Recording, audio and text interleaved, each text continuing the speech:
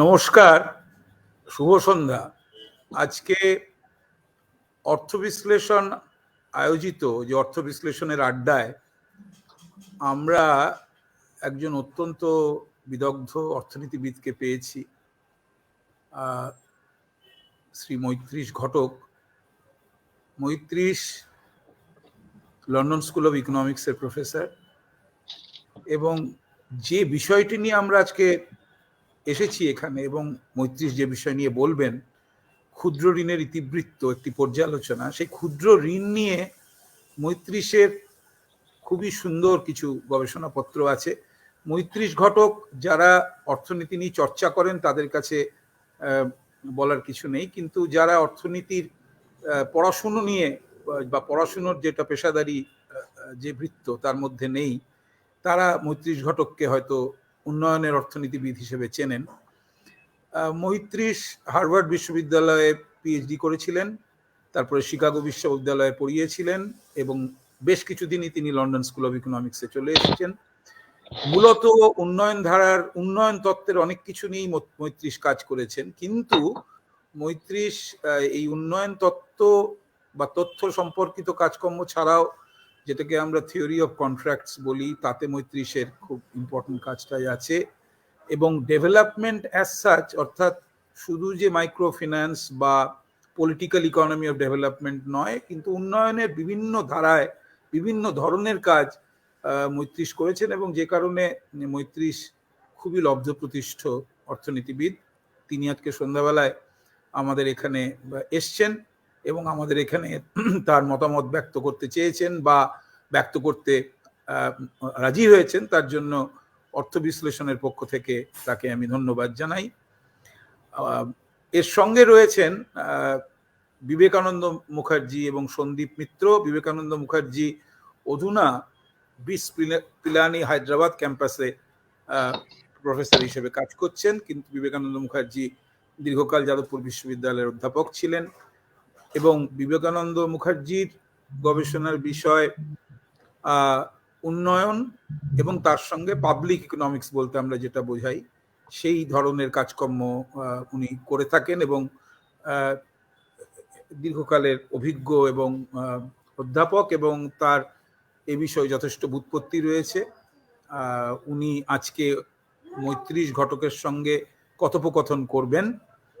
এর সঙ্গে রয়েছেন ইন্ডিয়ান স্ট্যাটিস্টিক্যাল ইনস্টিটিউট কলকাতার অধ্যাপক শ্রী সন্দীপ মিত্র।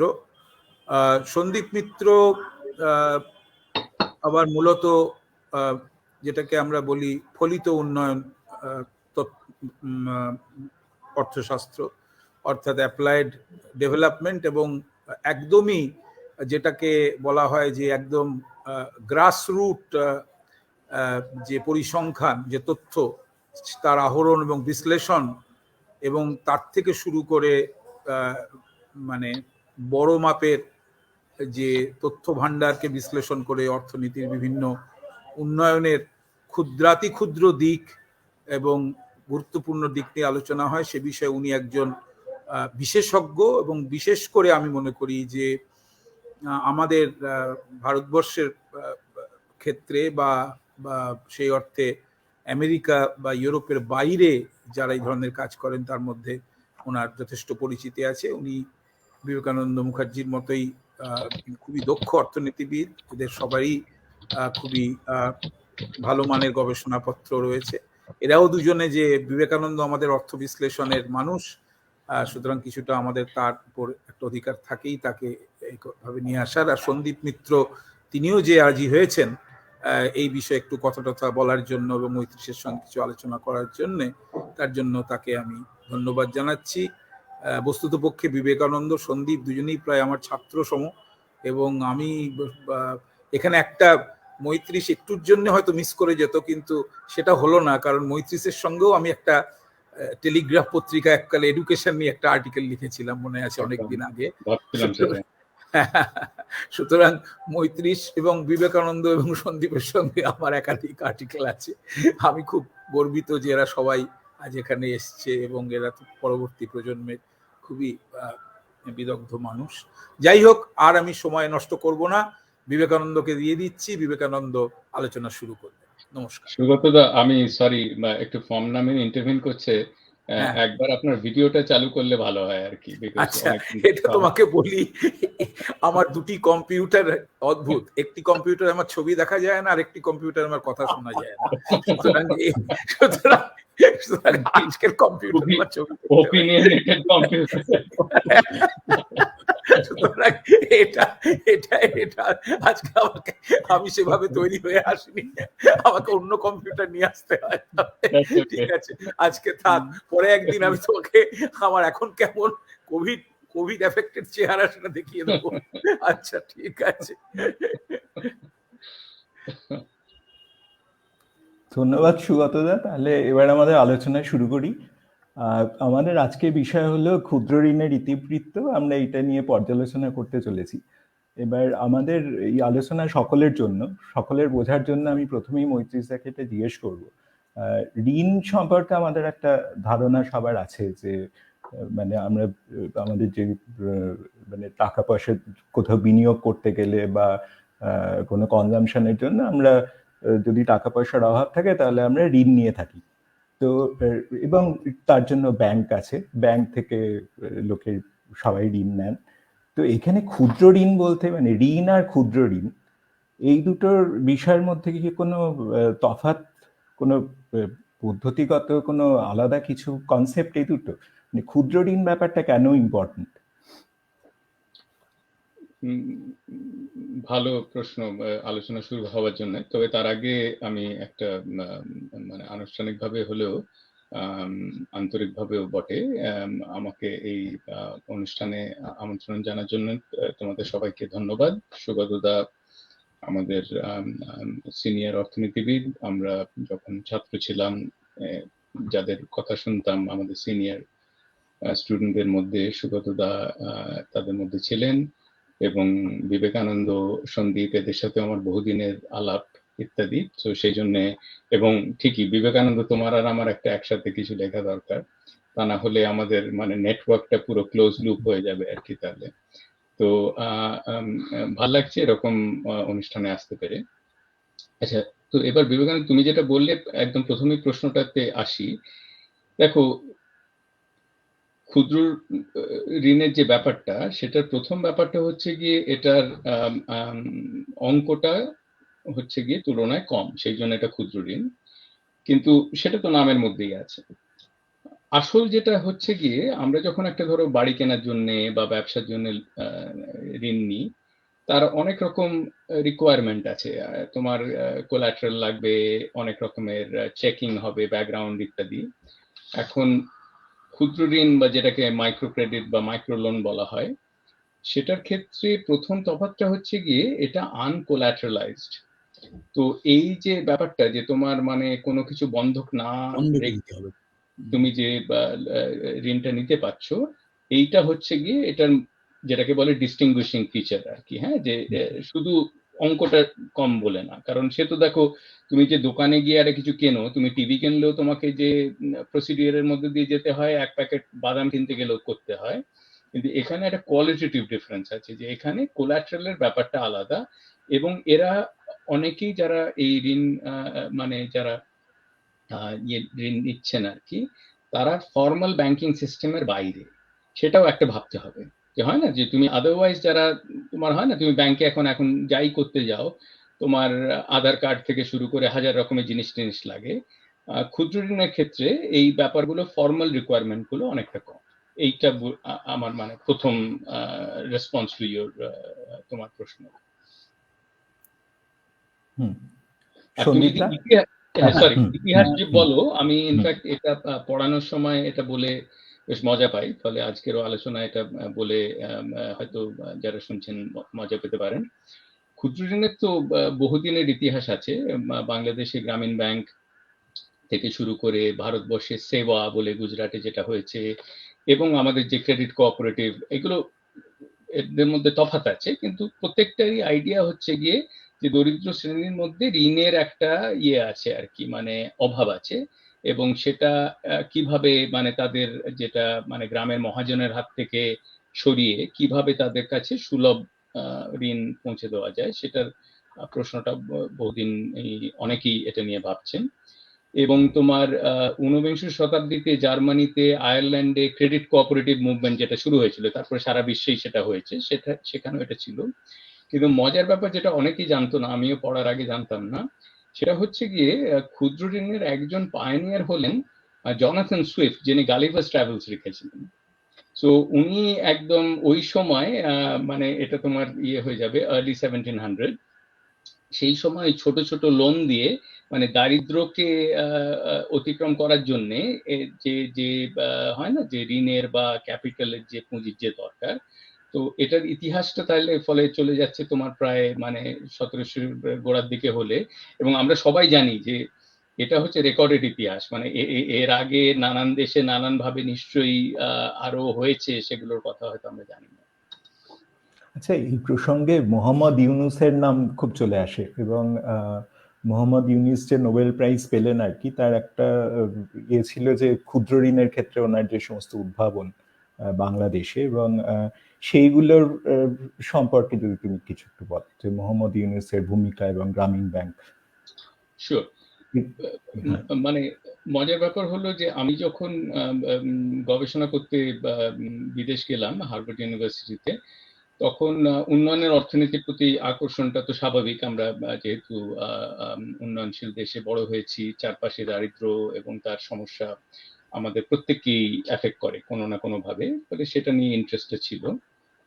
তখন আমার গবেষণার প্রথম বিষয়টা ছিল ক্ষুদ্র ঋণ, কারণ সেই সময় এটা তখন 90-এর দশকে গ্রামীণ ব্যাংকের কথা তখন বিদেশেও খুব ছড়িয়ে পড়েছে। মানে তোমার ওয়ার্ল্ড ব্যাংক, তারপরে ধরো জোসেফ স্টিগলিটস, তিনি তার লেখায় লিখছেন, ফলে একটা ইভেন মূলধারার অর্থনীতিতেও ক্ষুদ্র ঋণ এর যে এই বাংলাদেশে গ্রামীণ ব্যাংকে মোহাম্মদ ইউনুসের নেতৃত্বে যে কাজগুলো হচ্ছে, সেটার যে সাফল্য, সেটা কি বলবো, একটা আন্তর্জাতিক পর্যায়েও সেটা সবারই দৃষ্টি আকর্ষণ করছিল।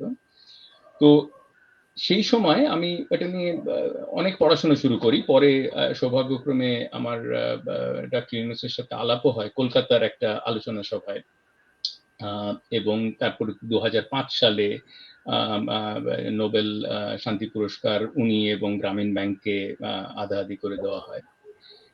এখন দেখো, আমার মনে হয় ডক্টর ইউনুস সত্যি একজন মানে অগ্রদূত যে অর্থে বলা হয়, উনি সত্যি আমাদের ক্ষেত্রে, আমার মনে হয় আমাদের সাবকন্টিনেন্টে যে সরকার এবং বাজার এই দুটো ডোমেনের বাইরে, যেটাকে তুমি থার্ড সেক্টর বলতে পারো, নন প্রফিট বলতে পারো, এনজিও বলতে পারো, হ্যাঁ, মানে কমিউনিটি অর্গানাইজেশন বলতে পারো, এই জায়গাটায় উনি একজন বড় কি বলবো মানে পথিকৃৎ। সেটা সেটা মানে মাইক্রো ক্রেডিটে আসার আগেও সেইটা কিন্তু আমার ওর আমি আত্মজীবনীও মন দিয়ে পড়েছি, এবং আমি মানে সবাইকে করব আর কি, রেকমেন্ড করবো যে ওটা পড়া উচিত।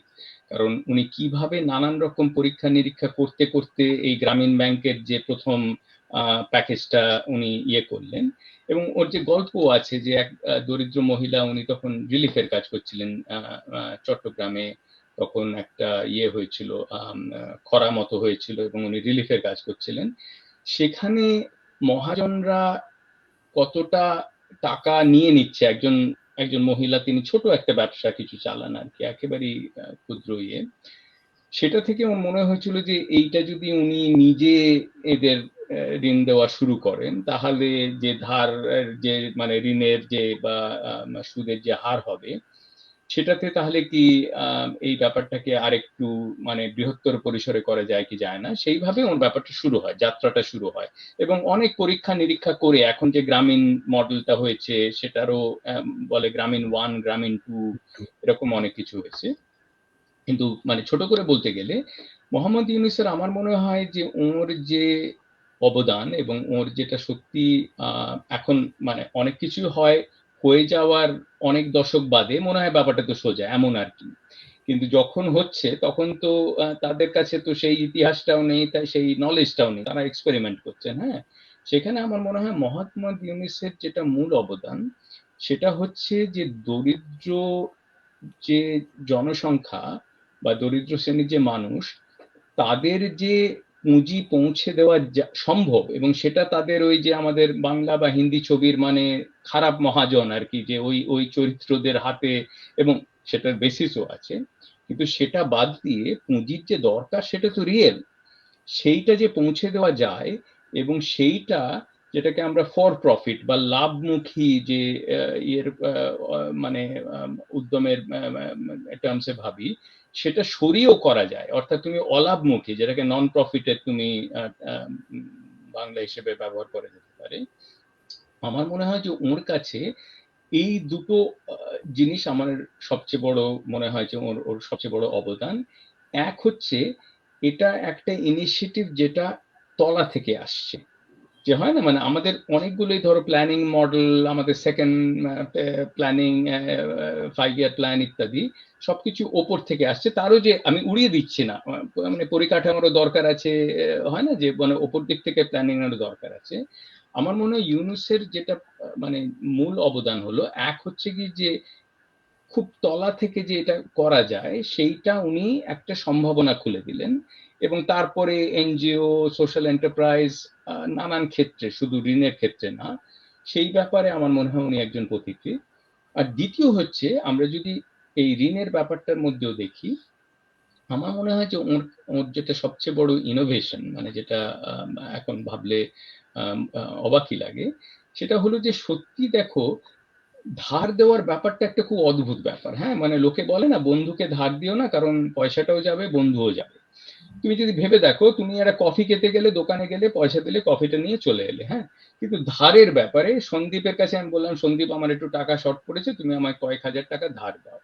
সন্দীপ আমাকে টাকাটা দিল, আমি সন্দীপকে একটা শুধু প্রমিস দিলাম, আর কিচ্ছু না, যে ও আচ্ছা মৈত্রীশ পরের বার কলকাতায় যখন আসবে আমাকে দিয়ে দেবে। এখন এই প্রমিসটা হয়তো একটা ছোট সোশ্যাল নেটওয়ার্কে কাজ করে, তাও সব সময় করে না, কিন্তু এইটার জন্যেই বন্ধকের ব্যাপারটা এসছে, যে আমি কি করে জানবো যে তুমি 6 মাস বাদে বলবে যে ও টাকা আমার তো মনে নেই, বা এখন একটু অসুবিধা যাচ্ছে। হ্যাঁ, ফলে যেহেতু এগুলো মানে কি বলবো, মানে সাইমালটেনিয়াস ট্রানজাকশন না, মানে একই সাথে হচ্ছে না, একই সময়ে হচ্ছে না, ধারের ব্যাপারটাই এই জন্য প্রবলেম্যাটিক। হ্যাঁ, সো সেই জন্য তুমি যদি মহাজনী বা যারা কি বলবো মানে সুদখোর, সেই মনোবৃত্তি সরিয়েও নাও, তুমি ভাবো যে আমি হেল্প করার জন্যই দিচ্ছি, এবং আমার সুদেরও দরকার নেই, বা মিনিমাল যে সুদ হলেও আমার চলবে, তোমার তো একটা কোনো গ্যারান্টি লাগবে।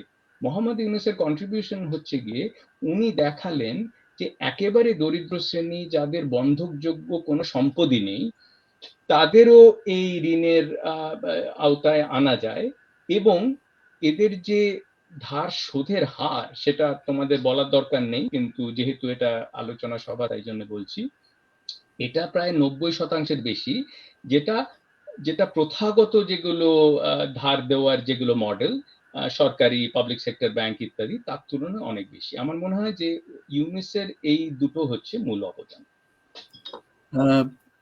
আমি একটু বলি, বিবেকানন্দ ওই গ্রামীণ, এবং তুমি যেটা বললে গ্রামীণ নীতি খুবই ইন্টারেস্টিং, এবং তবে এই তোমারও তো 99 সাল 2000 সালে যে বিখ্যাত পেপার যেটা খুবই সাইটেড হয়, আচ্ছা এই যে ক্ষুদ্র ঋণ, এটা গ্রামীণ 1 বা গ্রামীণ 1-এর 2 এর কথা, যে ব্যক্তিগত কাউকে দেওয়া আর দলকে দেওয়া, এটার ব্যাপারে তুমি যদি পপুলার, যেহেতু অর্থ বিশ্লেষণের পপুলার ফোরামে এটা আনছে, দলকে দেওয়া এবং ব্যক্তিগত কাউকে দেওয়া, এর মধ্যে পার্থক্যটা তুমি যদি আরেকটু বুঝিয়ে সবাইকে বলো। হ্যাঁ, না ঠিকই ভালোই প্রশ্ন। মানে আমি যেটা বললাম যে আমি ব্যাপারটাকে খুব একটা মানে ওপর থেকে দেখার চেষ্টা করছিলাম, যে মোহাম্মদ ইউনূসের যে মানে ওর যে অবদান, এক হচ্ছে যে ওই মানে উনিও ওর বইয়েও এটা লেখা আছে, worms eye view, birds eye view বলে একদম ওপর থেকে দেখা, এটা হচ্ছে একদম মাটির তলা থেকে দেখার মতো ওয়ার্মস আই ভিউ, সেই ধরনের গ্রাসরুটস ইনিশিয়েটিভ, সেটা একটা। আর দ্বিতীয়ত হচ্ছে দরিদ্ররা যে ঋণ নেবার যোগ্য এবং দায়িত্বের সাথে ঋণ নিয়ে সেটা তারা ফেরত দিতে পারেন, যদিও তারা প্রথাগত ঋণ ব্যবস্থার বাইরে, এইটার সম্ভাবনাটা দেখানো, মানে হয় না যে সেটা একটা উনি অলমোস্ট একটা আলো দেখালেন যে এইটা দেখা যায়। কিন্তু তুমি যেটা বললে, ওর এবারে যদি মানে মেথডের দিক থেকে আমরা যদি উনি কি নতুন জিনিস করলেন সেটা দেখি, সেখানে এই গ্রুপ ভিত্তিক ব্যাপারটা খুব ইম্পর্টেন্ট। ফলে উনি যেটা ধরো তোমাকে ইয়ে করলেন যে আমরা নর্মালি তুমি বা আমি আমরা যদি ব্যাংকে গিয়ে ধার নিতে যাই, আমাদের যেতে হবে, এবং আগেও ছিল এবং এখন গত 8 বছরে আরো এই ধরনের ব্যুরোক্রেটিক ইয়ে অনেক বেড়ে গেছে, যে তোমাকে 70টা ফর্ম ভরতে হবে, 1000টা ইয়ে দেখাতে হবে, ইত্যাদি ইত্যাদি। কিন্তু টিপিক্যালি স্পিকিং তোমার বা বিবেকানন্দর ইয়ে আমার দরকার নেই, সমর্থনের আমার দরকার নেই, যে হ্যাঁ 35 লোনটা নিচ্ছে ঠিক আছে, অনেক সময় কো গ্যারান্টেড বা ইত্যাদি থাকে। ইউনুস যেটা বললেন যে দেখো এই যে দরিদ্র লোকেরা যে লোনটা নিচ্ছে, এবং অধিকাংশ ক্ষেত্রে এরা মহিলা, অর্থাৎ গ্রামীণের ক্ষেত্রে তো প্রায় সবাই, বা তুমি যদি গ্লোবালিও মাইক্রো ফাইন্যান্স দেখো 80% প্লাস হচ্ছে মহিলা। হ্যাঁ, এদের ওই ছোট ছোট একটা দলের মতো করে, সেটা দলের কখনো 5 সাইজ হতে পারে, 10 হতে পারে, 20 হতে পারে, এরকম বিভিন্ন মাইক্রো ফাইন্যান্সের বিভিন্ন সাইজ হয়। তো এই যে গ্রুপ ফর্ম করা, সেই গ্রুপ ফর্ম করে এদের মধ্যে যে সামাজিক সংযোগ আছে, যে ধরো বিবেকানন্দ, সন্দীপ বা আমার এমনিতে কোনো বন্ধক দেওয়ার মতো কোনো সম্পদ হয়তো নেই, কিন্তু আমাদের একটা লোন তুলতে হবে কারণ আমরা একটা কোনো ব্যবসা শুরু করব। হ্যাঁ, এবার এমন যদি করা হয়, আমরা যদি গ্রামীণ অরিজিনাল মডেলটা ভাবি, আমি, সন্দীপ আর বিবেকানন্দ একসাথে যাব লোন অফিসারের কাছে বা ইয়েতে মিটিংয়ে, এবং সেখানে আরো অন্য গ্রুপও থাকবে, এবং আমাদের যে ধার নেওয়া এবং তারপরে ধার শোধ দেওয়া, সেই ব্যাপারটার উপরে একটা পারস্পরিক দায়িত্ব থাকবে। অর্থাৎ কোনোবারে আমরা যদি বলি সন্দীপের শরীরটা খারাপ, তখন লোন অফিসার বলবে তা তো ঠিক আছে, কিন্তু ওর যে টাকাটা ডিউ ছিল সেটা কি হলো। এবার এখানেও গ্রামীণের মডেলটা ওভার টাইম ইভলভ করেছে, কিন্তু অরিজিনাল যে গ্রামীণের গ্রুপ মডেলটা ছিল, আমি আর বিবেকানন্দ মিলে তোমার হয়ে যে তোমার ধরো 100 টাকা 200 টাকা যেটাই হোক, যেটা তোমার ফেরত দেওয়ার ছিল, সেইটা দিয়ে দিতে হবে, তা না হলে আমরা দায়বদ্ধ যে এটা কি হলো, তোমাদের গ্রুপ মেম্বার আসছে না কেন। ফলে যেটাকে বন্ধক বলে, মানে কোলাট্রালের বাংলা হিসেবে বলছি, সেটা ইউজুয়ালি লোকে কোনো মেটেরিয়াল একটা জিনিস হয়, সেটা জমি হতে পারে, তোমার কোনো মূল্যবান ইয়ে হতে পারে, মানে গয়না বা এই ধরনের কিছু। ইউনুস যেটা দেখালেন, যেটা পরে আমরা যারা একাডেমিক ইয়ে থেকে ব্যাপারটাকে আরো থিওরাইজ করলাম এটা নিয়ে, সেটা হলো যে এই collateral doesn't only have to be physical, এটার কোনো একটা মানে হয় না কংক্রিট মেটেরিয়াল জিনিসের হওয়ার দরকার নেই, এটা আমার তোমার সম্পর্কের মধ্যেও আছে। আমি যদি জানি যে সন্দীপ আমার ওপর রেগে গেলে বা আমার ওপর চটে গেলে সেটা আমার পক্ষে খুব একটা কাম্য না, তাহলে অথচ বাইরের একজন কোনো হয়তো যিনি ঋণদাতা, তিনি আমার উপর চটলেন, আমার কি যায় আসে। কিন্তু আমি যখন কলকাতায় যাব বা কোনো হয় না মানে অনুষ্ঠানে যাব, সন্দীপ বা বিবেকানন্দ যদি আমার উপরে চটে গিয়ে থাকে বা আমার সাথে কথা না বলে, সেটা আমার খারাপ লাগবে। এটার মধ্যে একটা বন্ধকের সম্ভাবনা আছে। এই ব্যাপারটা ইউনুস ইউজ করলেন, যেটা গ্রামীণ 1 মডেল বলে। পরে আবার এটার একটা চাপও আছে, ধরো তোমার সত্যি জেনুইন কোনো প্রবলেম হলো, একই সাথে আমার আর বিবেকানন্দরও তখন সন্দীপের হয়ে ওটা দেওয়াটা একটু চাপ হয়ে যাচ্ছে। ফলে কিছু কিছু ইয়ের মধ্যে যারা মানে ঋণ নিয়েছেন তাদের উপর এটা একটু বেশি চাপ হয়ে যাচ্ছে, স্পেশালি যেহেতু এরা দরিদ্র শ্রেণীর আর কি। আচ্ছা, এই তুমি যে গ্রুপ লেন্ডিং এর সন্দীপটা, যদি গ্রুপ লেন্ডিং যেটা তুমি বললে, মানে পরবর্তীকালে মাইক্রো ফাইন্যান্স মানে মাইক্রো ক্রেডিট ব্যাপারটা তো ইভলভ করেছে, এটা কি এখনো কি ক্ষুদ্র ঋণ এই গ্রুপ লেন্ডিং এর উপর খুব বেশি নির্ভরশীল, না ইন্ডিভিজুয়াল লেন্ডিং এও এটা হয়, এবং সেক্ষেত্রে কি ধরনের কন্ট্রাক্ট দেওয়া হয় যাতে অ্যাকচুয়ালি মানে ওই ফেরত আসছে টাকা আর কি, সেটা ইনশিওর করতে পারে মাইক্রো ক্রেডিট অর্গানাইজেশন? মানে ইন্ডিভিজুয়াল লায়াবিলিটি আর গ্রুপ হ্যাঁ, লায়াবিলিটি, ইন্ডিভিজুয়াল, হ্যাঁ গ্রুপ লায়াবিলিটি না হয়ে ইন্ডিভিজুয়াল লায়াবিলিটি ভিত্তিক লোন হয় কিনা, এবং সেক্ষেত্রে কি ধরনের কন্ট্রাক্ট ইউজ করা হয় যাতে কিনা ঋণ পরিশোধের হার খুব বেশি হয়, সেটা কি করে হয়? দেখো, হ্যাঁ এটা খুব ভালো প্রশ্ন, এবং আমি মানে এটার মানে চট করে উত্তরটা হলো আমি আমার দুই ছাত্রের সাথে, জনাথন ডিকুয়েট এবং টেমো ফেজারের সাথে 2-3টে পেপার লিখেছি গত 5-7 বছরে, যেখানে আমরা নম্বরগুলো ভালো করে দেখেছি আর কি, যে কতটা জয়েন্ট লায়াবিলিটি, যেটাকে হয় না যে আমাদের পারস্পরিক দায়বদ্ধতা, মানে সেইটার ব্যাপার আছে। আর তা না হলে যেটা আমাদের ব্যক্তিগত দায়বদ্ধতা, অর্থাৎ সন্দীপ যদি ধার শোধ না করতে পারে সেটা সন্দীপের প্রবলেম, তার জন্য আমি বা বিবেকানন্দ ডিরেক্টলি দায়ী নই এবং আমাদের দায়ী করাও হবে না। আমাদের সমস্যাটা কি হবে, যে এবারের মিটিং এ গেলে আমরা বলতে হবে যে সন্দীপ ধার শোধ করছে না, এবং তাহলে আমাদের গ্রুপটা ডিসলভ করে নতুন গ্রুপ ফর্ম করতে হবে ইত্যাদি। হ্যাঁ, গ্রামীণ এটার এই দ্বিতীয় মডেলটার দিকে খানিকটা ঝুঁকেছে, কারণ প্রথম দিকে যেটা ছিল সেটাকে পরিভাষায় বললে এক্সপ্লিসিট জয়েন্ট লায়াবিলিটি, যে ভাই সন্দীপ তোমার এই উইকে তোমার 100 টাকা দেওয়ার কথা ছিল, তুমি সেটা দিচ্ছ না, তাহলে আমাকে আর বিবেকানন্দকে পকেট থেকে বার করে 100 টাকাটা তোমার হয়ে দিতে হবে, তা না হলে আমাদের গোটা গ্রুপটা ধরে নেওয়া হবে যে আমরা ধার শোধ করতে পারিনি। যদিও বিবেকানন্দ নিজের ধারটা শোধ করতে পেরেছে, আমি আমার নিজের ধারটা শোধ করতে পেরেছি, তোমার কারণে এটা হবে। পরে যেটা হলো, তুমি যদি গ্রামীণের ভাষাও পড়ো, যে ওরা বলছে যে আমরা এক্সপেক্ট করব লোকে পরস্পরকে সাহায্য করবে, কিন্তু আমরা এটাকে রিকোয়ারমেন্ট করব না। ফলে এটাকে আমরা এই পেপারগুলোতে ইমপ্লিসিট জয়েন্ট লায়াবিলিটি বলেছি, অর্থাৎ প্রচ্ছন্ন, যেটা তুমি পারস্পরিক দায়বদ্ধতা বলতে পারো। হ্যাঁ, অন্যটা হচ্ছে একদম প্রত্যক্ষ। কিন্তু তুমি যেটা বললে বিবেকানন্দ, তোমার প্রশ্ন, আমরা মিক্স মার্কেট ডেটা সেট বলে একটা ডেটা সেট আছে, তোমরাও এটার কথা শুনেছো, যে সারা পৃথিবীতে বিভিন্ন মাইক্রো ফাইন্যান্স ইনস্টিটিউশন, যেটাকে অ্যাব্রিভিয়েশনে এমএফআই বলা হয়, তাদের একটা সমীক্ষা হতে থাকে প্রতি বছর, এবং সেটা এখন ওয়ার্ল্ড ব্যাংকের ইয়েতে আওতায়ের মধ্যে হচ্ছে। সেই পরিসংখ্যান ব্যবহার করে আমরা দেখছি যে এখনো তোমার সমস্ত, তুমি যদি লোন নাও, অর্থাৎ প্রত্যেকটা লোনকে ইউনিট হিসেবে ট্রিট করো, অর্থাৎ সেইভাবে যদি সেই পপুলেশনটা দেখো, তার 50% প্লাস হচ্ছে এখনো জয়েন্ট লায়াবিলিটি। এবং তুমি ভারতবর্ষের ক্ষেত্রে তুমি যেটা দেখতে পারবে, যে সেলফ হেল্প গ্রুপ যেটাকে বলে, হ্যাঁ, সেলফ হেল্প গ্রুপের ব্যাপারটার মধ্যে কিন্তু আসলে ওটা জয়েন্ট লায়াবিলিটি। কিন্তু এটাও ঠিক যে তুমি যদি ট্রেন্ডটা দেখো, অর্থাৎ চেঞ্জটা কিভাবে হচ্ছে, এটা তো অ্যাভারেজ, চেঞ্জটা কি হচ্ছে, সময়ের সাথে সাথে জয়েন্ট লায়াবিলিটির ইয়েটা খানিকটা কমেছে। জয়েন্ট লায়াবিলিটির যে পপুলারিটি বা যতটা ব্যবহার হতো সেটা খানিকটা কমেছে। ইনফ্যাক্ট আমি এই জনাথন ডিকুয়েট আর টেমো ফেজারের সাথে কাজে দেখিয়েছি, তার সাথে ফর প্রফিট মাইক্রো ফাইন্যান্সের উত্থানের একটা সম্পর্ক আমরা বার করেছি। অর্থাৎ তুমি যদি নন প্রফিট দেখো, যেটা ধরো গ্রামীণ বা আমাদেরও এরকম আছে, যেমন আমাদের ফর প্রফিটও আছে, হায়দ্রাবাদ বা অন্ধ্রপ্রদেশে যে মাইক্রো ফাইন্যান্স ক্রাইসিস হলো তার অনেকগুলোই ফর প্রফিট ছিল।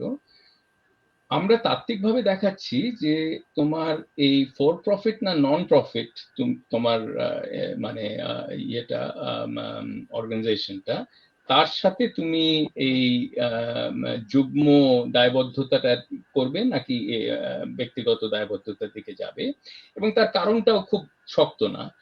দেখো, নন প্রফিট বা যেটাকে আমি বাংলা করি অলাভমুখী আর কি, যে অর্থাৎ লাভটা প্রধান উদ্দেশ্য না, অলাভমুখী তুমি যদি ইয়ে হও আর কি, প্রতিষ্ঠান হও, তাহলে তোমার সব মিলিয়ে অন অ্যাভারেজ টাকাটা ফেরত আসছে কিনা সেটাই তোমার ওয়ারি। তুমি তার থেকে কত টাকা করলে এবং ইনভেস্টরদের কি রিটার্ন দিলে সেটা তোমার ওয়ারি না। হ্যাঁ, তো সেইখানে জয়েন্ট লায়াবিলিটির যেটা প্রধান অ্যাডভান্টেজটা হচ্ছে গিয়ে, যে এই মানে যারা ধার নিচ্ছে তাদের পারস্পরিক সম্পর্কটা তুমি ব্যবহার করে তুমি তাদের একটা পারস্পরিক চাপ বা দায়বদ্ধতার মধ্যে রাখছো যাতে তারা সেটা ফেরত দেয়। কিন্তু তুমি যখনই লাভের দিকে যাচ্ছ, এই ব্যাপারটা একটু ট্রিকি হয়ে যাচ্ছে। কারণ হয় না যে তখন তুমি যেহেতু কি বলবো এটার থেকে পয়সা করছো, মানে তুমি কতটা তোমায় ধার দিচ্ছি ইত্যাদি, সেখানে তখন এই ব্যাপারটা ব্যবহার করলে যেটা হয়, বেশি চাপ পড়ে যায়, যে এবারে তো আমাকে তো আমি তো আসলে মানে একটু কি বলবো হালকা ভাবে বললে মহাজনই করছি, অন্য নামে মহাজনই করছি। সেখানে আমায় যদি আমার লাভ ম্যাক্সিমাইজ করতে হয়, তখন আমি তাহলে মানে সন্দীপের বাড়িতে হামলা করব কারণ বিবেকানন্দ ধার কেন শোধ দেয়নি। তো সেই জন্যে এই ক্ষেত্রে ওই ইনস্ট্রুমেন্টের ব্যবহারটা একটু কমবে, এটা আমাদের তত্ত্ব। এটা অবভিয়াসলি মানে এটা নিয়ে এম্পিরিক্যাল কাজেরও দরকার আছে। কিন্তু এনিওয়ে মানে আমার মানে দ্যাট উড বি আমার যেটা এই বিষয়ে প্রাথমিক যে রিয়াকশন আর কি, যে জয়েন্ট লায়াবিলিটি।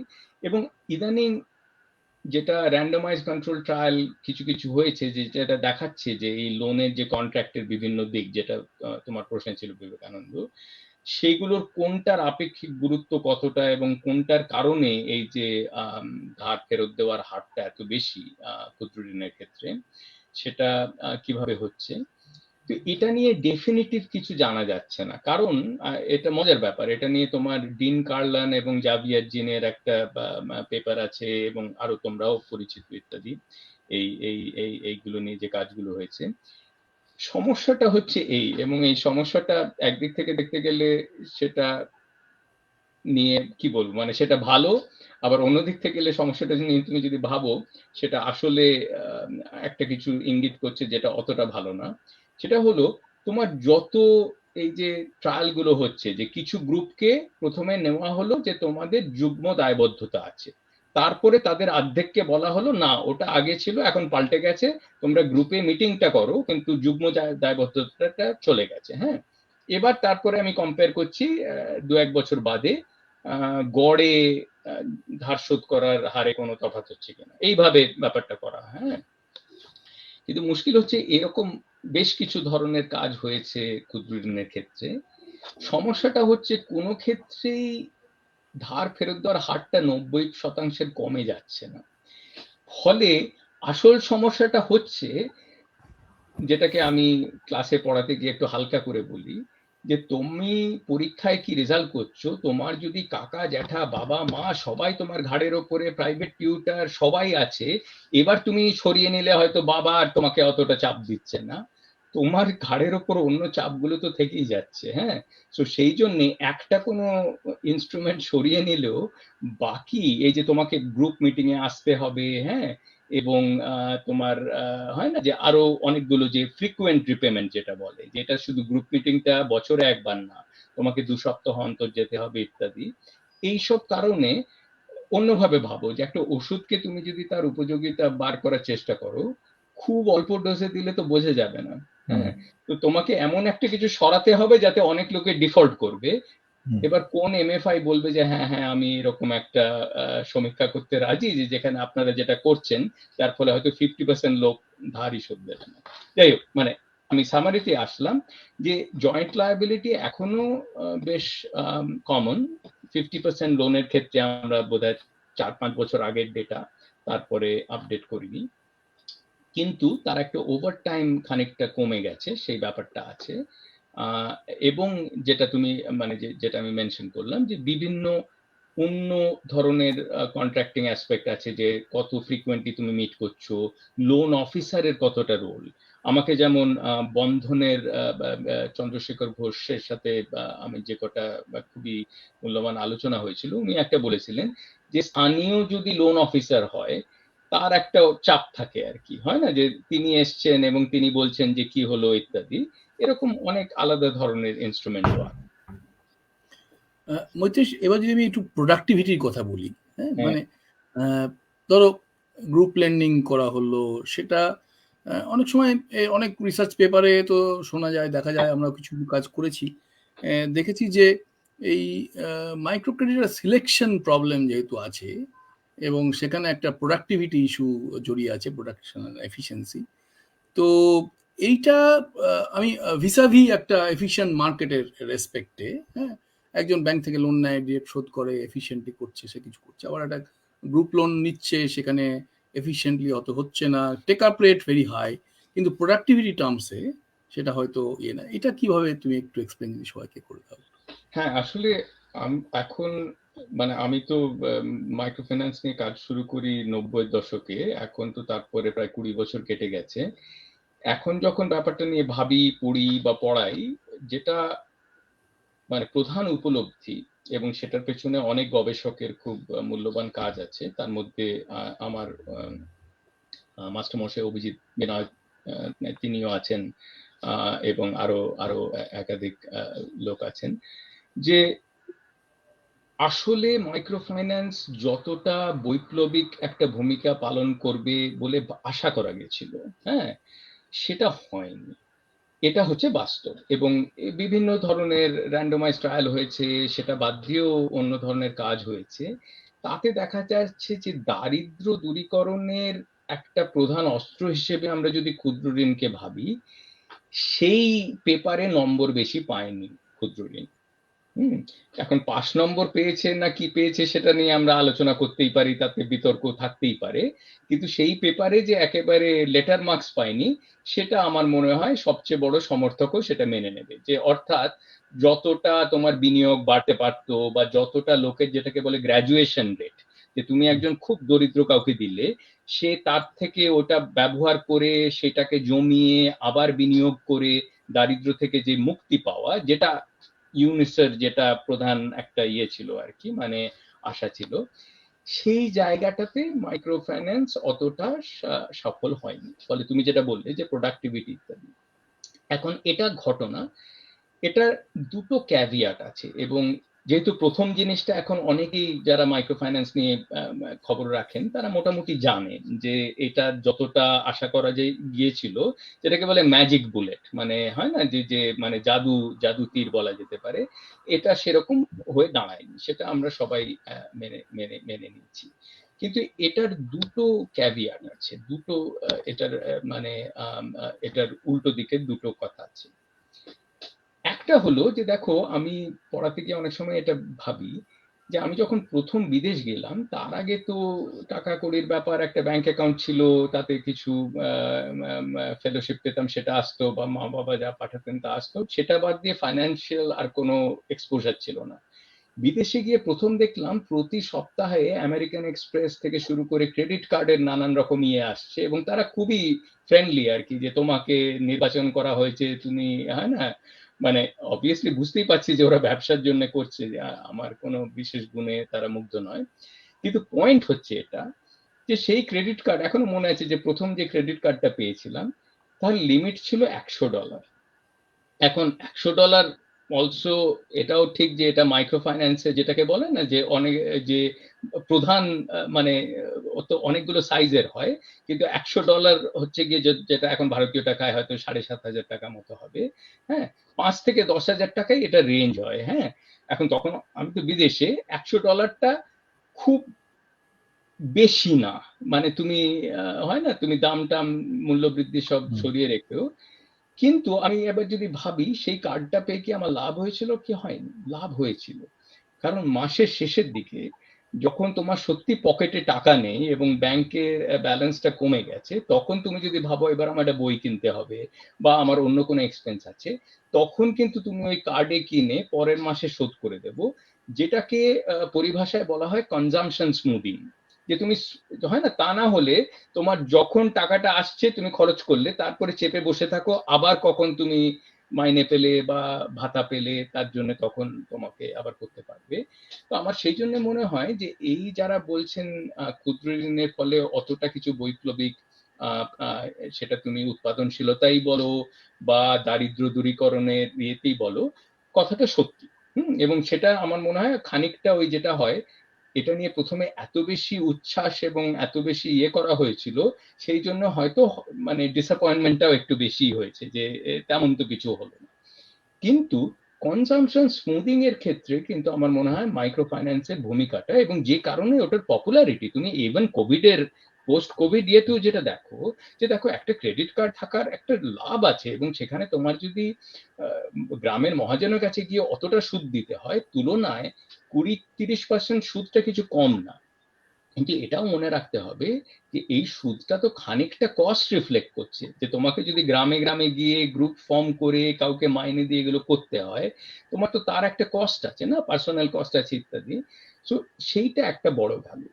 আর দ্বিতীয় একটা, সেটা হচ্ছে ক্যাভিয়াট, মানে আমি যেটা বললাম যে মাইক্রো ফাইন্যান্সের যে সার্বিকভাবে দেখতে গেলে বৈপ্লবিক একটা প্রভাব হয়নি, তার বিপক্ষে দুটো কথা বলা যায়। একটা তো এটা বললাম, আরেকটা হলো অভিজিৎ দা এবং তার যে সহ গবেষকরা সম্প্রতি একটা পেপারে দেখিয়েছেন যে ওদের যে হায়দ্রাবাদে স্পন্দনা বলে যে ক্ষুদ্র ঋণ সংস্থা, তাদের সাথে ওরা যে কাজ করেছিলেন, এবং যেটা একটা র্যান্ডমাইজ ট্রায়াল, যার থেকে ওরা ওই যেটা আমি বললাম যে খানিকটা হতাশাজনক ফল যেটা আমরা ক্ষুদ্র ঋণের ক্ষেত্রে করি, সেটা বেরিয়েছিল। ওরা দেখছেন যাদের ক্ষুদ্র ব্যবসা ছিল, মানে সেই অঞ্চলে মাইক্রো ফাইন্যান্স আসার আগে বা মাইক্রো ফাইন্যান্স লোন পাওয়ার আগে তোমার ছোট একটা দোকান ছিল বা ছোট একটা ব্যবসা ছিল, তাদের ক্ষেত্রে কিন্তু পার্মানেন্ট এবং সিগনিফিক্যান্ট এফেক্ট হয়েছে।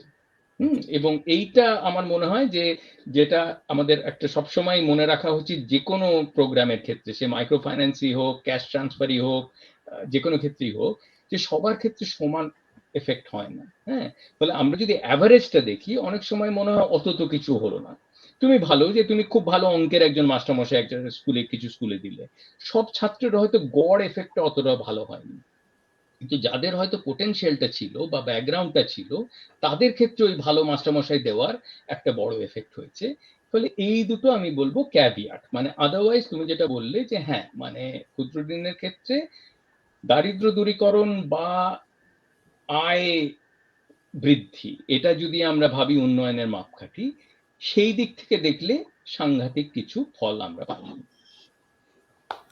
আচ্ছা, এখানে ৩২টা কথার মধ্যে এটা এসছে, আমরা শুরু করেছিলাম ক্ষুদ্র ঋণ নিয়ে, মাইক্রো ক্রেডিট, কিন্তু বারবার মাইক্রো ফাইন্যান্স কথাটা উঠে আসছে।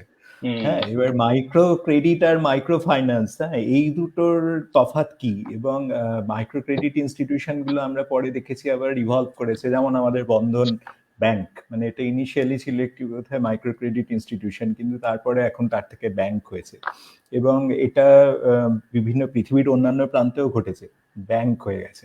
হ্যাঁ, এই জিনিসটাকে তুমি কিভাবে দেখো? মানে মাইক্রো ক্রেডিট ইনস্টিটিউশন থেকে মাইক্রো আরো একটু বড় পরিধির মধ্যে অপারেট করা, হয়তো ফর প্রফিট হওয়া। হ্যাঁ, এবার এই ক্ষেত্রে মানে ক্ষুদ্র ঋণের ক্ষেত্রে নন প্রফিট ভালো না ফর প্রফিট ভালো, বা এই ধরনের যে ইনস্টিটিউশনাল ইভলিউশন হচ্ছে, সেইটাকে তুমি কি চোখে দেখো? এটা কি ভালো হচ্ছে না খারাপ হচ্ছে, বা এটা হওয়া উচিত না উচিত না? না দেখো, ভালো মন্দে আসছি, সেটা তো ইম্পর্টেন্ট, কিন্তু তার আগে ব্যাপারটা কি হচ্ছে মানে, এবং টার্মিনোলজি গুলো সম্বন্ধে একটা আমাদের পরিষ্কার হওয়া দরকার।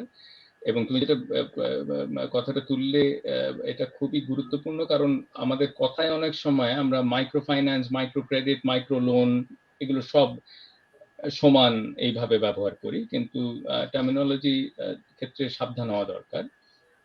তো এটার যেটা লিটারাল উত্তর হলো, দেখো ফাইন্যান্সিয়াল যে নিডস মানুষের, যে হ্যাঁ, ইন্স্যুরেন্সও তার মধ্যে পড়ে। হ্যাঁ, তুমি টাকা সেভ করে একটা রিটার্ন চাও, সেটাও তার মধ্যে পড়ে, আবার লোন নেওয়াও পড়ে। হ্যাঁ, তো ফলে এটার একটা লিটারাল উত্তর হলো, ফাইন্যান্স হলো এই পুরো ইয়েটা আর কি, মানে পুরো স্পেকট্রামটা হলো ফাইন্যান্স।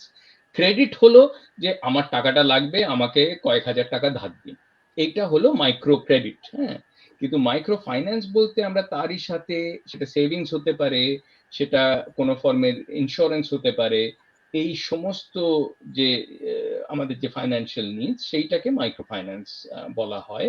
এবং মাইক্রো ক্রেডিট হচ্ছে শুধু যেটা লোন নেওয়া।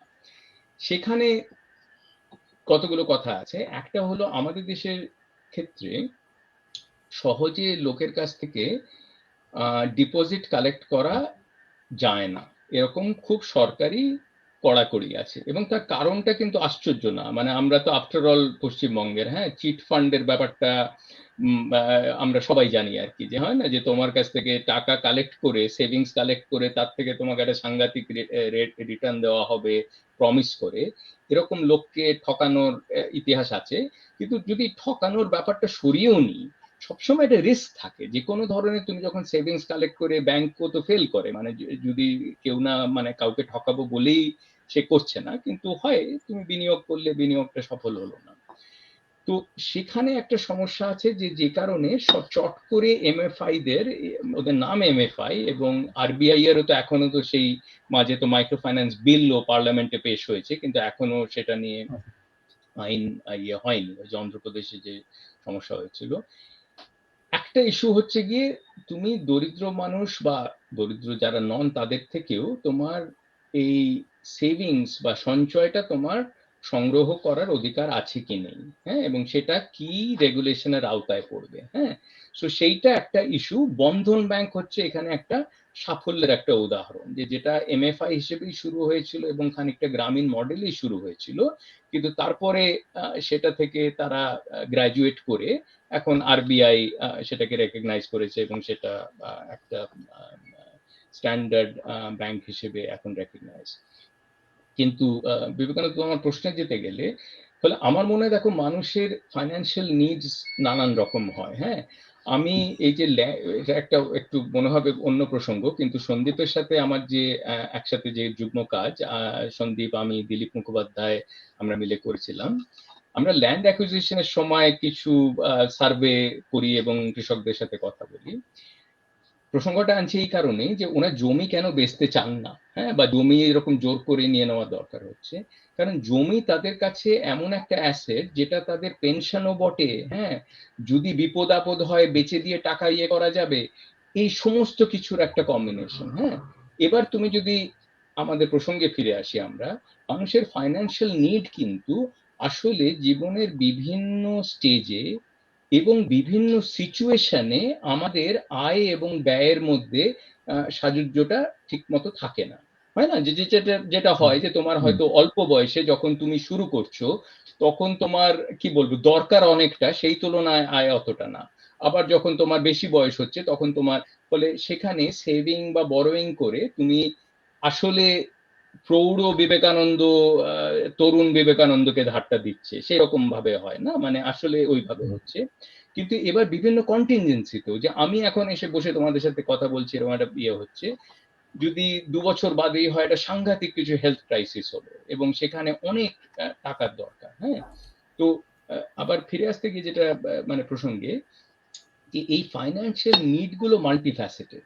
আমরা এখন সবাই চাকরি করছি, আমরা সক্ষম আছি, কিন্তু যখন ধরো বয়স হবে, রিটায়ার করব, তখন তো ওই সক্ষমতাটা থাকবে না, তখনও তো আমাকে বিলগুলো পে করতে হবে, সংসার খরচ দিতে হবে।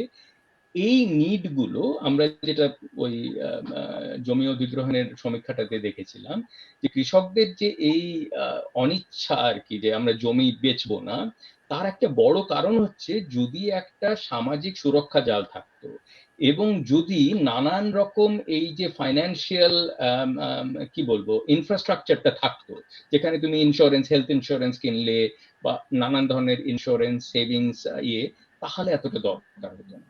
তো তোমার কথাতে ফেরত আসতে গিয়ে আমার মনে হয় দেখো, এটা ঘটনা যে আমাদের এটা হতে পারে বাঙালি মানসিকতায় একটা টাকা কড়ি, ফাইন্যান্স, সুদ, এগুলোর সাথে কি বলবো মানে এগুলোর অ্যাসোসিয়েশনটা খুব একটা ভালো না। কিন্তু আমার মনে হয় যে দেখো, তোমার যেমন বাড়ির প্লাম্বিং এর দরকার হয়, মানে আমরা যখন বিকেলে কবিতা পড়বো বারান্দায় বসে, তখন ঠিক প্লাম্বিং এর কথা ভাবতে ভাল লাগে না, সেই রকম আমাদের যে অর্থনৈতিক জীবন, সেখানে ফাইন্যান্স একটা প্লাম্বিং এর রোল প্লে করে, হ্যাঁ, এবং সেটাকে অস্বীকার করে লাভ নেই। মানে সেখান থেকে ট্যাপ থেকে যদি ঠিক সময় জল না পড়ে, আমরা প্রত্যেকে সেটাতে সাফার করবো। তো সেই জন্যে এই ইনফ্রাস্ট্রাকচারটা ঠিক হওয়া দরকার এবং তার জন্যে এটার কি বলবো মানে যে ইনস্টিটিউশন গুলো এগুলো সার্ভ করতে পারবে সেগুলো দরকার আছে, কিন্তু সেগুলো অলাভমুখী নাকি লাভমুখী, এবং তারা দেখো লাভমুখী মানে তো আবার চিট করছে না, লাভমুখীদের মধ্যেও আবার যারা আনস্ক্রুপুলাস, যারা সত্যি ধরো চিট ফান্ডের ইয়েগুলো তো হয়েছে, এই সমস্যাগুলো জড়িয়ে থাকাতে এই স্ক্যান্ডাল গুলো হয় বা কাগজে যেগুলো আমরা পড়ি সেগুলো দেখি আর কি। মৈত্রী, তুমি যেহেতু এগ্রিকালচারেও কাজ করেছো এবং মাইক্রো ফাইন্যান্সেও কাজ করেছো, আমাদের দেশে ক্ষুদ্র প্রান্তিক চাষি, এদের তো টাকা দরকার, তো মাইক্রো ফাইন্যান্স এগ্রিকালচারে খুব একটা যায়নি কেন? এটা নিয়ে তোমারও কাজ আছে, তোমার দিলীপ মুখার্জির সাথে কাজ আছে, এবং তোমরা যে ওই লোন এজেন্টদের দিয়ে কাজটা দেখিয়েছো, খুব খুব গুরুত্বপূর্ণ কাজ। আমি ছোট করে আমার জায়গা থেকে উত্তরটা দিই। আমার মনে হয় দেখো, মাইক্রো ফাইন্যান্সে তুমি ধরো মানে এইভাবে ভাবা যাক যে আমরা 3 জন মিলে একটা মাইক্রো ফাইন্যান্স ইনস্টিটিউশন খুলব, সেখানে আমরা কেউ লাভ করার জন্য করছি না, এক ধরনের ধরো সামাজিক উদ্দেশ্যেই আমরা এটা করছি, কিন্তু আমরা এটার থেকে কি বলবো যে কস্টটা কাভার্ড হোক সেটা চাই। এবারে তুমি ভাবো আমরা কাদের কাদের দেব এবং কিভাবে ব্যাপারটা নিয়ে ভাববো। এগ্রিকালচারে লোন দেওয়ার মেন প্রবলেম হলো এগ্রিকালচারে যেটা আমরা মানে পরিভাষায় বলি শক, যে কোনো বছর উৎপাদন খুব বেশি হলো, কোনো বছর কম হলো, কোনো বছর দাম বেশি হলো, কোনো বছর দাম কম হলো, কোনো বছর তোমার ফুড কর্পোরেশন অফ ইন্ডিয়ার পলিসি খুব ফেভারেবল সিচুয়েশন হলো, কোনো বছর তারা তুগলকি কিছু করে দিল। এইগুলোর কারণে একটা ফ্লাকচুয়েশন, একটা রিস্ক বা আনসার্টেনটি আছে, সেটা খুব কোরিলেটেড। অথচ তোমার মাইক্রো ফাইন্যান্সের গোটা ব্যাপারটাই কি হচ্ছে যে দেখো, মানে তুমি ইন্স্যুরেন্স ইন্ডাস্ট্রিটা চলে কি করে, সবার যদি একসাথে অসুখ হয় তাহলে তো ইন্স্যুরেন্স কোম্পানি একেবারে মানে তার লাল বাতি জ্বলবে। ফলে ইন্স্যুরেন্স কোম্পানি ইন জেনারেল চলে কি করে, যে কিছু লোকের লাভ হবে, কিছু লোকের ক্ষতি হবে, সব মিলিয়ে একটা ব্যালেন্স করে দেওয়া যাবে। সেরকম ক্ষুদ্র ঋণের ক্ষেত্রেও তোমাকে শেষ পর্যন্ত তো হয় না, শেষ হিসেবে একটা তো রেভিনিউ এবং কস্টের একটা প্যারিটি রাখতে হবে। সেখানে এটাতে তোমার এক্সপোজার বেশি হয়ে যাবে। সেই জন্য কৃষির ক্ষেত্রে যেখানে আবারও মানে এটার ভালো পরিভাষা মানে বাংলায় প্রতিশব্দ মাথায় আসছে না, কিন্তু কোরিলেটেড শক এর সম্ভাবনাটা অনেক বেশি আর কি, সেই জন্য হয়তো। আচ্ছা, আমরা এবার আলোচনার সন্দীপদার আর কোনো প্রশ্ন আছে? ঠিক আছে, আমি শেষ দিকে যাবো। আরেকটা যেহেতু মৈত্রীশকে পেয়েছি, সুগতদাও আছেন, বিবেকানন্দ আছো, আমার নিজের একটা মানে রিসার্চ কোশ্চেন, মানে সর্ট অফ, যে এই মাইক্রো ফাইন্যান্স গ্রুপ এমএফআই দের যে গ্রুপ তৈরি করা ভার্সেস কোঅপারেটিভস, মানে কোঅপারেটিভে যেমন বিগ ফিশ থিওরি বলে, আস্তে আস্তে কোঅপারেটিভ ধ্বংস হয় বিগ ফিশে, তো মাইক্রো ফাইন্যান্সের মধ্যে যদি গ্রুপের মধ্যে কেউ খুব বড় হয়ে গেল লোন টোন নিয়ে, সেটার সম্ভাবনা কিরকম, বা এটা কোঅপারেটিভের সঙ্গে মাইক্রো ফাইন্যান্স গ্রুপের সম্পর্ক, সিমিলারিটি ডিসিমিলারিটি কিরকম, এটা কিভাবে? বিবেকানন্দ, আমি উত্তরটা সংক্ষিপ্ত রাখবো, কারণ তুমি যেহেতু সময়ের কথাটা তুললে। আমি সংক্ষিপ্ত উত্তর হলো, দেখো আমি যখন মাইক্রো ফাইন্যান্স নিয়ে কাজ শুরু করি, আমার সম্পূর্ণ কি বলবো মানে অ্যাক্সিডেন্টালি আমার ইকোনমিক হিস্টোরিয়ান টিমোথি গিনেনের সাথে আলাপ হয়। ইনফ্যাক্ট অভিজিৎদার বাড়িতেই আলাপ হয়েছিল, ওরাও একসাথে কাজ করেছেন। তো টিমোথি গিনেন হচ্ছে গিয়ে তোমার জার্মান এবং আইরিশ ক্রেডিট কোঅপারেটিভ নিয়ে ওর অনেক কাজ ছিল, এবং আমরাও একসাথে কাজ করি আর কি। ফলে সেই সময় থেকেই কোঅপারেটিভ এবং এই মাইক্রো ফাইন্যান্স বা গ্রুপ লেন্ডিং এর তফাৎটা কি সেটা নিয়ে মানে সেই জন্য প্রথম থেকেই খানিকটা অবহিত থাকতে হয়েছে। তফাৎটা হলো, কোঅপারেটিভ হলো ফান্ডামেন্টালি একটা ব্যাংক। সেই ব্যাংকের ওনারশিপটা is within a certain group, যে তারা প্রফিটটা বাইরের কেউ এসে মানে তার ডিভিডেন্ড বা স্টক হিসেবে নিয়ে যেতে পারবে না। যে ধরো আমরা যদি এমন করি যে মানে হয় না, যে ধরো মানে হাউসিং এ হয়, ওই যে অনেক কলকাতার হাউসিং এ হয় না, যে যেভাবে তুমি বাড়িটা কিনছো, বা অনেক সময় কাজের জায়গায় হয়, যে আমরা কালেকটিভলি ওন করছি, তার একটা ডিভিডেন্ড আসতে পারে ইত্যাদি, কিন্তু বাইরের কেউ কিনে নিতে পারবে না। মানে আজকে তোমার কোনো বিজনেস গ্রুপ এসে এটাকে কিনে নিতে পারবে না। কিন্তু এমএফআই হচ্ছে পিওরলি ডেলিভারি মেকানিজম। এমএফআই কিন্তু ইন ইটস মানে মাইক্রো ফাইন্যান্স ইনস্টিটিউশন, সেখানে সেভিংস যেই মুহূর্তে কালেক্ট করবে সে কিন্তু ব্যাংকের কাছে চলে যাবে। অর্থাৎ কোঅপারেটিভ হচ্ছে সাবসেট অফ ব্যাংকস, কারণ ব্যাংকের মধ্যে তো একদম সম্পূর্ণ লাভমুখী ব্যাংকও আছে, হ্যাঁ, আবার কোঅপারেটিভ ব্যাংকও হয়। এইটা হলো প্রথম তফাৎটা আর কি, যে এমএফআই আর ব্যাংকিং এর মধ্যে তফাৎটা কি। আর তুমি যেটা বললে বিগ ফিশ স্মল ফিশ, দেখো এমএফআই এর আমি আবার বন্ধন ব্যাংকের সৌজন্যে আমি কিছু কিছু ফিল্ড ভিজিটে গিয়ে কথা বলেছি এবং কিছু গ্রুপের অপারেশন দেখেছি। ওদের একটা স্ট্রিক্ট ইয়ে থাকে, ওরা তোমার যেই মুহূর্তে আয় এবং সম্পদের মাত্রাটা একটা কোনো ইয়ে ছাড়িয়ে যায়, মান ছাড়িয়ে যায়, তুমি আর নিতে পারবে না। যেমন তুমি একবার মাধ্যমিক পাশ করলে এবার ক্লাস 7-এ গিয়ে আবার ভর্তি হতে পারবে না। তো সেই রকম মাইক্রো ফাইন্যান্সের ক্ষেত্রেও এই একটা রুল থাকে। সেই জন্য খুব বেশি তুমি যেটা বললে বিগ ফিশ হলে, ওই এখন ঠিকই আমাদের মানে হালকা ইয়েতেই বলছি আর কি, যে ওই স্পোর্টসে স্ক্যান্ডাল বেরো না, বিলো 18 টিমে এসে গপ টপ কামিয়ে বা ইয়ে করে সে মানে বয়স ভাড়িয়ে শিং ভেঙে বাছুরের দলের মতো, সেই সমস্যাটা থাকতে পারে। কিন্তু সেটা বাদ দিলে মাইক্রো ফাইন্যান্সে ওইরকম বিগ ফিশ ইমার্জ করার চান্স কম, কিন্তু কোঅপারেটিভ এর ক্ষেত্রে সেটা ডেফিনেটলি সেই সম্ভাবনাটা বেশি। এবং তার যে সবটা খারাপ তাও কিন্তু না, মানে তারা যদি সিস্টেমটাকে এক্সট্রাক্ট করতে শুরু করে সেটা একটা প্রবলেম। তা না হলে যার কি বলবো ওভারঅল স্টেকটা বেশি, সে মনিটরও বেশি করবে। যেটা ধরো আমাদের মানে অর্থনীতিতে যে পাবলিক ইকোনমিক্সে যেটাকে বলে না অলসন টাইপের আর্গুমেন্ট আর কি, যে তুমি যদি হয় না যে তোমার অনেকটা জমি একটা গ্রামে তোমার, এবারে সেখানে রাস্তাঘাট বা সেচের খালের কি অবস্থা, তোমার স্টেকটাও খানিকটা বেশি হবে। তার মানে যে সবসময় খারাপ তা না, কিন্তু আবার এটাও ঠিক যে তারা তখন পলিটিক্যালি কানেক্টেড হয়ে গিয়ে নানান ভাবে ব্যাপারটাকে করাপ্ট করে দিতে পারে। আচ্ছা, এবার শেষের দিকে যাচ্ছি আমরা। তো আমার যেটা প্রশ্ন ছিল, তুমি বললে আর কি যে আমরা যেভাবে আশা করেছিলাম যে ক্ষুদ্র ঋণ সংস্থাগুলো বা মাইক্রো ফাইন্যান্স ইনস্টিটিউশনগুলো দারিদ্র দূরীকরণের ক্ষেত্রে একটা প্রধান ভূমিকা পালন করবে, কিন্তু সেটা হয়নি, মানে সেটা সেভাবে হয়নি। তো সেক্ষেত্রে মানে দারিদ্র দূরীকরণের ক্ষেত্রে সেই বিষয়টা তো কিছুটা মানে আনসলভ থেকে গেছে। তো সেই ক্ষেত্রে তোমার কি মনে হয় যে মানে অন্য কোনো পলিসির সাথে কি মাইক্রো ফাইন্যান্স বা মাইক্রো ক্রেডিটকে মানে কমপ্লিমেন্টারি হিসেবে ট্রিট করা যেতে পারে, বা অন্য কোনো সাবস্টিটিউট পলিসি দরকার, সেটা সম্পর্কে তোমার কি? হ্যাঁ, একেবারেই।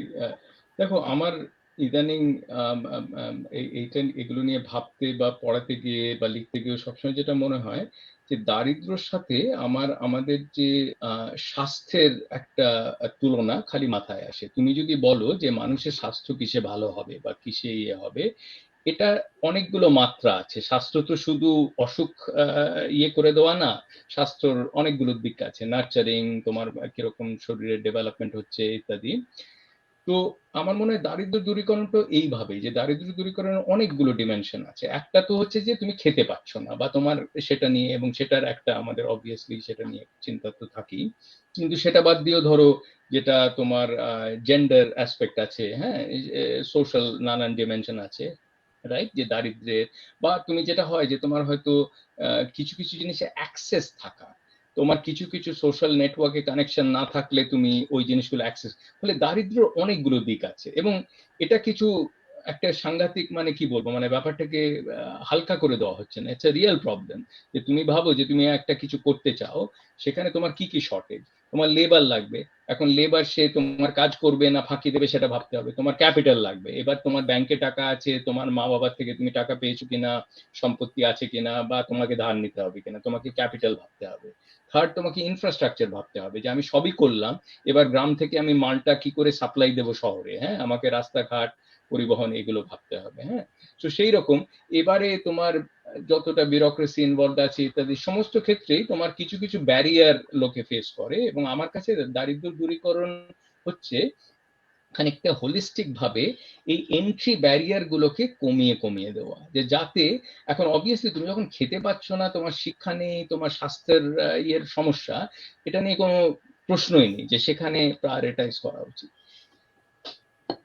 এখন মানে খানিকটা ফিলোসফিক্যালি স্পিকিং এইভাবে ব্যাপারটা বলে, এবারে তুমি যদি দারিদ্র দূরীকরণ পলিসির একটা ল্যান্ডস্কেপ আমি দেখি, তাহলে 90s-এ মাইক্রো ক্রেডিট এবং ল্যান্ড রিফর্ম এই জিনিসগুলোর ওপর গুরুত্ব ছিল। তুমি যদি জাস্ট লিটারেচার যেভাবে ইয়ে করে না, যে কোন কোন জিনিসগুলো নিয়ে বেশি কাজ হচ্ছে, তারপরের যদি আমরা 2 দশক দেখি কিভাবে ব্যাপারটা পাল্টেছে, একটা হলো ডিরেক্ট ট্রান্সফার প্রোগ্রামের গুরুত্ব অনেকটা বেড়ে গেছে। যে অনেকেই বলছে এত মানে তোমার মানে এঁকে বেঁকে লোন দিয়ে এই না করে, তোমার যদি দেওয়ারই থাকে, হ্যাঁ, তোমার যদি একটা ভর্তুকির একটা অঙ্ক থাকে, যেটা তুমি দারিদ্র দূরীকরণের জন্য রেখেছো, ডিরেক্টলি দিয়ে দাও তাকে। সিদ্ধান্তটা নিতে দাও যে সে কিভাবে সেটাকে খরচ করবে ইত্যাদি। ফলে এই একটা ব্যাপার হয়েছে। হ্যাঁ, দ্বিতীয় হচ্ছে গিয়ে তোমার পাবলিক যেগুলো সার্ভিস বলে, হেলথ, এডুকেশন ইত্যাদি, সেগুলোর গুরুত্ব ওভার টাইম আমরা মানে হয় না যে এখনো আমরা যদি ভাবি যে যে কারণে ধরো এই কোভিড এর কারণে পড়াশোনার জগতে যে ধাক্কাটা লেগেছে ইত্যাদি, সেটা সবারই লেগেছে, কিন্তু তুমি যদি তুলনায় দরিদ্র হও, গ্রামবাসী হও, তোমার ক্ষেত্রে সমস্যাগুলো অনেক বেশি হয়েছে। ফলে বিবেকানন্দ, আমার মনে হয় যে প্রশ্নটা তুমি, আমরা যদি প্রথমে ইয়ে করে আসি, আমি ব্যাপারটা নিয়ে এইভাবে ভাবি যে দারিদ্র দূরীকরণ পলিসি একটা হচ্ছে গিয়ে দরিদ্র মানুষকে কিভাবে মার্কেটের অ্যাক্সেস ইমপ্রুভ করা যায়। কারণ আমরা চাই বা না চাই, ইন্স্যুরেন্স হোক, ক্রেডিট হোক, সমস্ত ক্ষেত্রে কিছু কিছু অ্যাক্সেস আমাদের লাগে। এখন তুমি যদি খুব রিমোট একটা গ্রামে থাকো, আমার মনে আছে আমি যখন বাইসাইকেল স্কিমটা, যেটা সন্দীপের সাথে আমার কাজ আছে, বিহারে বাইসাইকেল স্কিম, যে আমরা ওই প্রশ্নটা করেছিলাম যে আপনাকে যদি একটা টাকা দিয়ে আপনি সাইকেলটা কিনে নিন, নয়তো কি আপনাকে সাইকেলটা পৌঁছে দেওয়া হলো, কোনটা চান ইত্যাদি।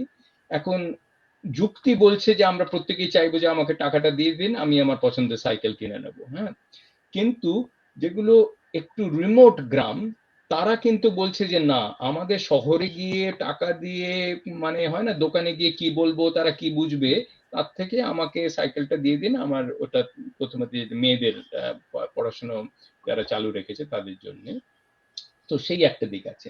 দ্বিতীয় যেটা আমি বললাম, যে তাহলে মার্কেট অ্যাক্সেস কি করে ইমপ্রুভ করা যায়। দ্বিতীয় হলো পাবলিক সার্ভিসের অ্যাক্সেস কি করে ইমপ্রুভ করা যায়। হ্যাঁ, সেটা হেলথ, এডুকেশন, গভর্নেন্স, এই যে আধার কার্ড নিয়ে বিতর্ক ইত্যাদি, এই দিকটা আছে।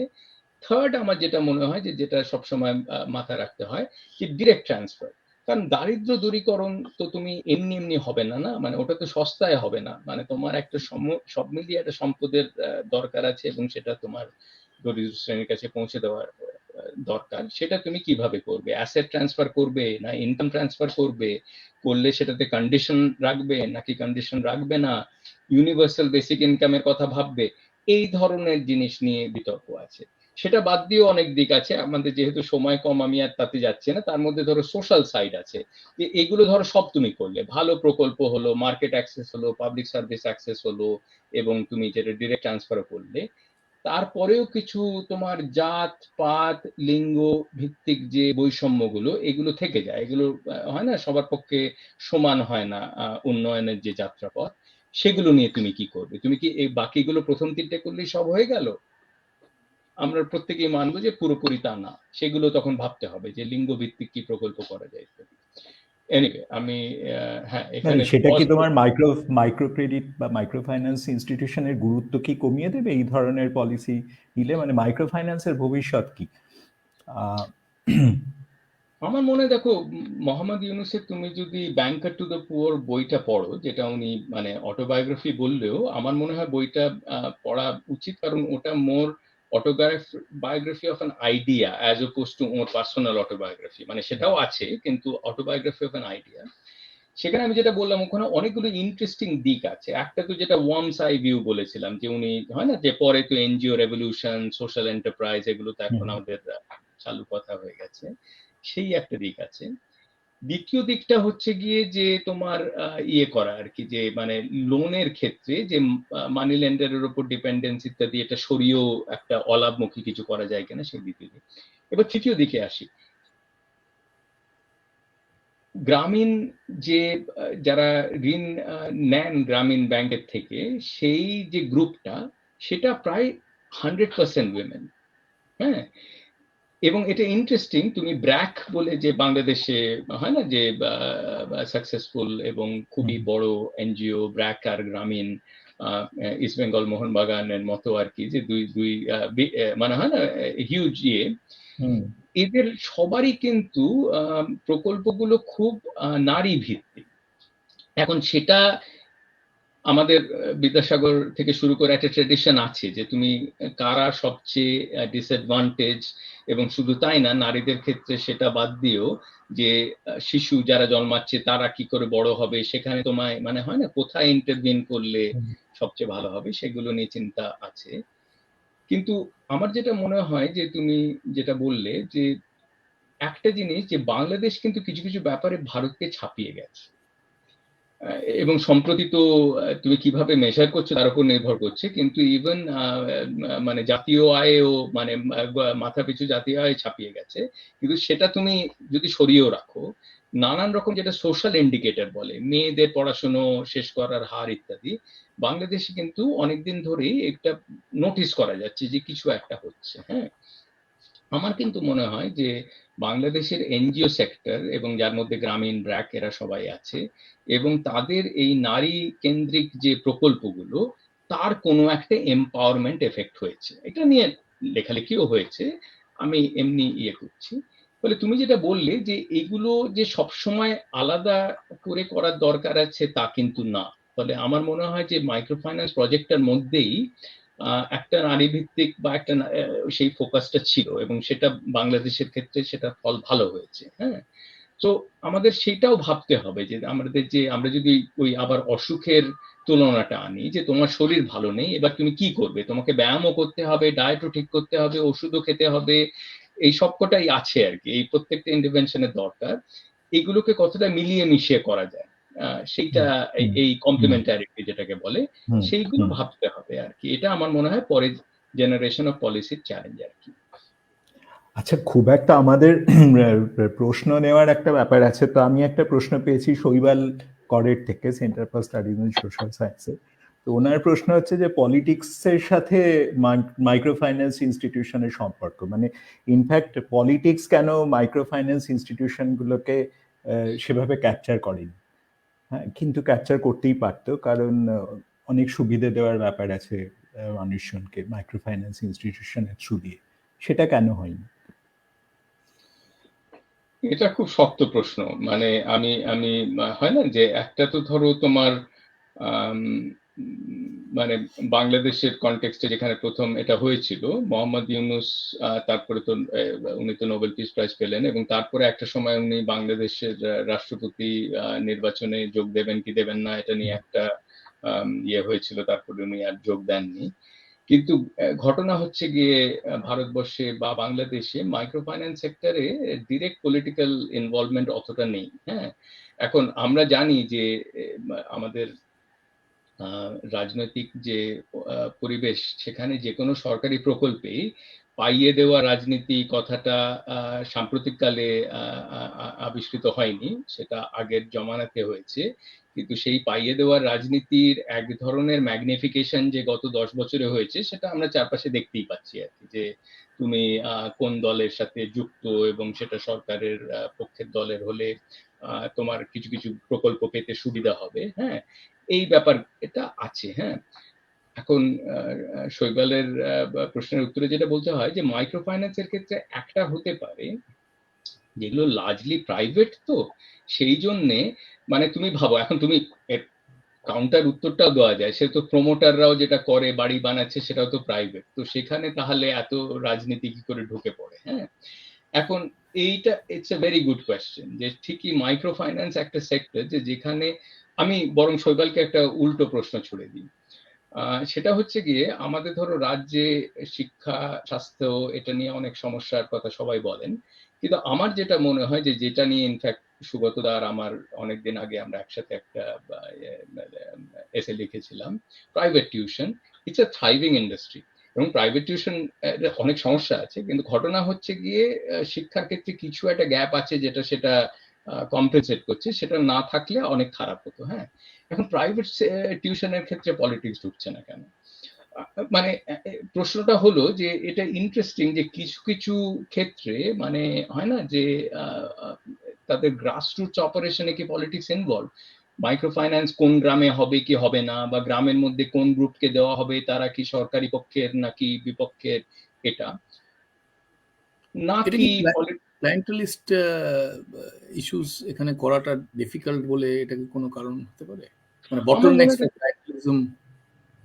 আমার মনে হয় যে দেখো, তুমি যদি এটাকে কিছু জিনিস দিয়ে দেওয়া হয়, যে যেটাকে ভর্তুকির রাজনীতি বলি, হ্যাঁ, সেটা তুমি এই শ্রী ওই শ্রী নানান যে প্রকল্প, এখন সেখানেও তুমি বলতেই পারো যে সেখানে কেউ একটা কিছু পাচ্ছে এবং সেটা একটা ডেফিনিট বেনিফিট। হ্যাঁ, এবারে ধরো হয় না যে আমরা মানে সেটা তো হয় না যে বিয়ে বাড়িতে হয় না ফুড প্যাকেট আর কি, কে ভালোটা পাচ্ছে আগে আর কি, কে ফিশ ফ্রাই পেয়েছিল কেউ পায়নি, এরকম একটা এসে যায়। সেই রকম এই ধরনের যেগুলো অনুদানমূলক প্রকল্প, সেখানে কে পাচ্ছে না পাচ্ছে সেখানে একটা রেশনিং কাজ করে, এবং সেই রেশনিং যেই হবে যে তুমি চাইছে 100 জন কিন্তু তুমি দিতে পারবে 50 জনকে, এবার তুমি কাকে দেবে? হ্যাঁ, সেখানে রাজনীতি থেকে শুরু করে নানান রকম ফেভারিটিজম, নেপোটিজমের শিকার। তো সেখানে মাইক্রো ফাইন্যান্সের ক্ষেত্রে হয়তো যেহেতু মাইক্রো ফাইন্যান্স ব্যাপারটা at the end of the day ভালো করি মাখো তেল, মানে তুমি একটা সুবিধা পাচ্ছ ঠিকই, কিন্তু তোমাকে গ্রুপ মিটিং এ যেতে হবে, লোন ফেরত দিতে হবে ইত্যাদি। তো এটাতে অতটা এমন নয় যে তুমি একটা কোনো নেট বেনিফিট পাচ্ছ। এই একটা কারণ হতে পারে, যেখানে আমি প্রাইভেট টিউশন অ্যানালজিটা দিলাম আর কি। হ্যাঁ, প্রমোটারির ক্ষেত্রে অতটা পলিটিক্যাল ইনভলভমেন্ট হয়, প্রাইভেট টিউশনের ক্ষেত্রে হয় না কেন? তো এটা একটা। তবে আরেকটু যেটা সূক্ষ্ম একটা দিক আছে, যে এটা তো হলো গ্রাসরুটস লেভেলে, হ্যাঁ, রিটেল লেভেলে।